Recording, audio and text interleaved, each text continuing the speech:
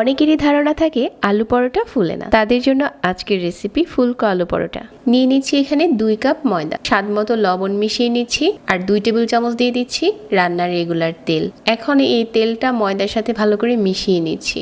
এখন কুসুম গরম পানি দিয়ে একটা সফট গুলা তৈরি করব।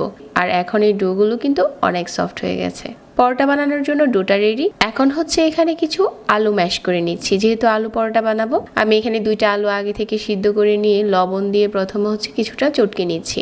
আলুটা চটকানো হয়ে গেলে এখানে দিয়ে দিচ্ছি চিলি ফ্লেক্স 1 চা চামচ, তারপর দিয়ে দিচ্ছি ধনেপাতা। আলুটা মাখানো হয়ে গেছে, আর এখন এই ময়দার ডোগুলো নিয়ে বেলে নিচ্ছি। প্রথমে কিছুটা মোটা করে বেলে নিচ্ছি, মাঝ বরাবর আলুর পুরটা দিয়ে সাইড থেকে এভাবে করে বন্ধ করে দিচ্ছি।